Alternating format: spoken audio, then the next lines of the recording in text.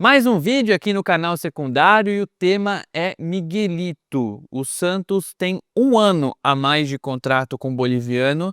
Essa negociação se arrasta, é difícil e dá muito bem para entender por quê. Pior, esse caso do Miguelito dá para entender, faz entender por que que o Santos vive um momento tão ruim, porque o Santos não tem processos, não tem um departamento de futebol sério e não tem uma identidade. A gente perdeu o que a gente já teve ao longo da história. Antes de falar mais e fazer vocês entenderem o meu ponto, eu peço para que vocês se inscrevam aqui no canal do Musset, nos ajudem a crescer cada vez mais para que tenhamos novos conteúdos e diversificar os produtos que entregamos. O canal principal é muita informação, live, vídeo pós-jogo. Aqui é para dar uma variada, para falar de outra forma, para que você também tenha outros conteúdos que você não precisa assistir sempre na véspera de um jogo, quando você está nervoso. Aqui é para entender melhor um pouco de como funciona o Santos Futebol Clube e esse caso do Miguelito é emblemático. Eu acompanhei todo o processo do Miguel, todo, desde o início, desde que o Santos contratou o jogador lá do Projeto Bolívia. Vários bolivianos vieram e o Miguel foi quem se destacou. Ele se destacou a ponto do Santos se preocupar em perdê-lo numa situação em que seria normal ninguém conhecer o Miguel. Por quê? Jogadores menores de 18 anos que são estrangeiros, eles não podem atuar oficialmente.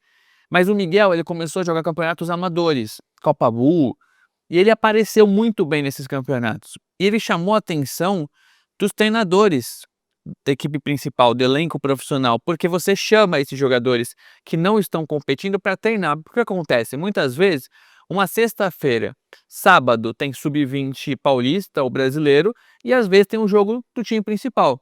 Então os jogadores que estão sobrando para compor um treino são jogadores como o Miguel, ou que não estão chamando a atenção do profissional, ou que não podem atuar. Então o Miguel fez vários treinos no elenco profissional, a ponto do Fernando Diniz entender que ele era um jogador diferente. O Diniz ele pediu para o Miguel treinar sempre com um profissional. E a diretoria da época falou, não faz isso, porque a gente vai perder. É a diretoria do Rueda, mas foi um processo que começou lá com o José Carlos Pérez. Pô, não coloca ele para treinar, porque ele vai aparecer e a gente pode perder esse menino, o contrato é frágil. E o Diniz falou, não, a gente tem um craque na mão, uma joia, a gente precisa lapidar esse moleque. Então o Santos pediu para que todos os treinos não tivessem imagens do Miguel. Uma vez ou outra vazava, via Santos TV ou via os fotógrafos, porque aparece no fundo. Mas a gente que cobre, que está ouvindo, a gente começou a ouvir do Miguel quase que como uma lenda, sabe? Como alguém que você ouve bem, mas você não vê direito, porque não tinha muito como assistir de fato o Miguel, mesmo sabendo que ele poderia ser esse grande jogador. Aí a chave vira quando o Miguel passa a ser convocado para a seleção boliviana e não ter o espaço na Liga Profissional do Santos. E ocorre algo que é natural, que quem é da base deveria imaginar. O Miguel ele não completa 18 anos com a maturidade que outros jogadores completam. Por quê? Porque ele não teve esse efeito de comparação, ele não competiu. Então, imagina, você só treina, joga campeonatos amadores às vezes, enquanto os outros estão competindo quarta e domingo, dando porrada, tomando cartão, discutindo com a arbitragem, se provando e se comprovando o tempo inteiro. O Miguel não teve isso. Então o Miguel virou quase que uma lenda, mas quando completou 18, ele tinha uma maturação ainda a ocorrer, a maturação tardia, natural por essa transição. E o Miguel, ele não corresponde de imediato quando assina o contrato profissional. Só que ele corresponde na seleção boliviana, onde ele está no ambiente dele, com a galera dele, onde ele já conhecia. E aqui ele não tem o espaço que a gente imaginava que ele teria. E o Santos cai para a Série B. E ali, muita gente imaginou, eu imaginei, por exemplo, que o Miguel teria uma sequência de partidas que ele não teve ainda.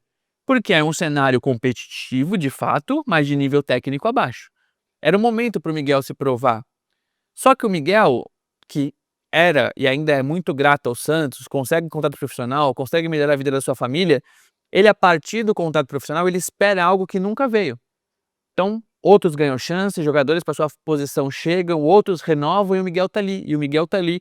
E quando cai para a Série B e joga-se esse campeonato contra adversários piores, outros jogadores muito abaixo do Miguel ganham chance. Aqui de memória dá pra gente falar, por exemplo, do Rainer improvisado, de Pedrinho, de Patati, de William Bigode, de La Quintana.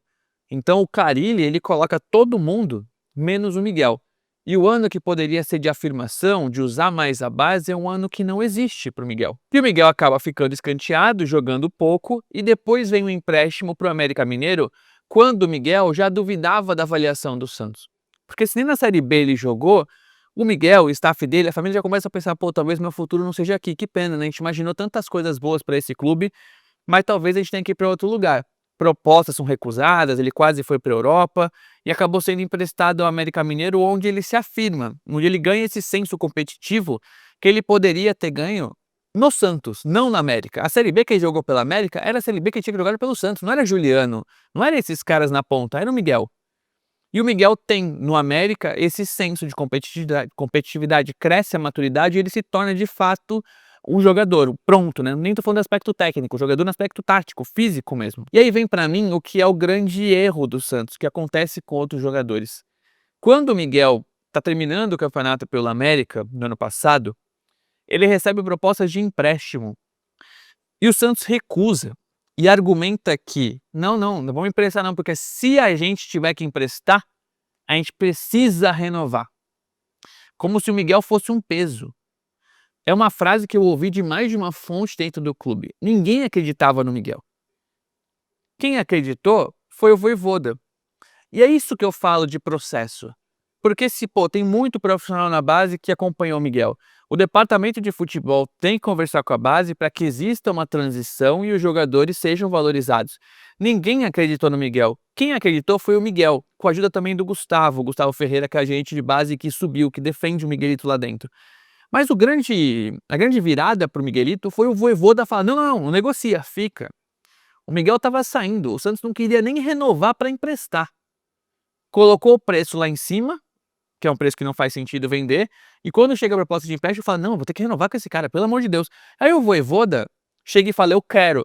Os mesmos dirigentes que desdenham são os que procuram a família e o empresário para renovar, com outro discurso. Então, a gente quer valorizar o Miguel, a gente quer fazer plano de carreira. Mas como é que você acredita num clube que cagou para você? Que não quis renovar, que te chamou quase que de um peso, porque se você não quer renovar para emprestar, você está cagando, você quer que o contrato acabe para que essa pessoa vá embora logo. Para quem não jogou para ver lateral direito ruim, improvisado na função. Como é que você acredita? Para que renovar? E é pior, porque o Santos não procurou o Miguel para renovar quando o Vojvoda reintegrou. Ele procurou depois que o Miguel foi titular. Vocês conseguem entender o quão deficitário é o processo, de como o Santos não sabe o que está fazendo? E aí, quando o Miguel ganha finalmente chance, tá indo para a seleção boliviana, ainda com um sonho frustrado de ir para a Copa do Mundo, aí o Santos procura para renovar. Só que neste momento, o poder está na mão do staff do Miguel, naturalmente. Se o Santos tivesse procurado o Miguel para renovar no meio do ano passado na Série B, no final do ano passado, o Santos renovaria por pouco dinheiro a mais. Só que agora, depois de você cagar na cabeça do jogador, de você só mudar de ideia porque o treinador pediu, agora você quer renovar? E qual projeto você oferece se vocês mesmos não queriam renovar? E aí, o staff pensa de forma positiva, de forma certa. Não, porque se o Vojvoda sai? E foi o que aconteceu. Porque o Vojvoda fez o Miguelito não ser dispensado. E o Vojvoda pode sair, e foi o que aconteceu. E se o Cuca não quisesse? Para que renovar? Se não é o processo feito, se não é o departamento de futebol que quer, se não é o clube que aposta no jogador, é o treinador que dita o ritmo porque não tem ninguém capaz de fazer isso, você fica refém da opinião de um técnico. E o técnico, o caso do Cuca, quer do Miguel, mas ele poderia não querer, então para que renovar? Então, por conta desse processo todo, o Santos chega a um ano do final do contrato do Miguel com muita dificuldade para renovar, porque não apostou no garoto. Entendam, isso é sobre Miguel, mas é mais sobre Santos Futebol Clube. O Santos tem o Miguel desde os 14 anos. O Santos escondeu, entre aspas, o jogador. Ele foi para a seleção boliviana. Você faz o primeiro contrato profissional, você empresta. Para perder agora? Será que não teve nenhum dirigente capaz de no ano passado falar, gente, vamos renovar. Pode ser que o Miguel não vire, mas vamos dar 20 mil reais a mais por ele. Vamos fazer um contrato de 3, 4 anos, se não der certo, tudo bem, a gente vai perder pouco. Esse moleque é bom. Não tem ninguém capaz de ditar o ritmo, de ter o processo na mão. Isso precisa servir de aprendizado para Robinho Júnior, que o Santos corre o risco de perder, e para o Koulibaly. Koulibaly é um zagueiro volante que tem se tornado cada vez mais meio campista do que zagueiro. marfinense, ele se destaca muito na base e ele não pode estrear até fazer 18 anos, que ele faz no final. O Santos vai repetir os mesmos erros? Quem vai ser capaz de falar, não é o técnico que decide, sou eu. É o meu departamento, são os meus analistas, são os meus auxiliares. Esse é um processo do Santos Futebol Clube, não é do treinador que é passageiro. Enquanto o Santos tomar decisões baseadas nos técnicos e diretores que são passageiros, as coisas não vão andar, não existe processo. E é por isso que o Santos vai e contrata Lautaro, porque o Alexandre Matos conhece. Porque o Santos vai contratar na próxima janela alguma indicação do Cuca. Assim como contratou de última hora o Moisés, porque o Vojvoda queria.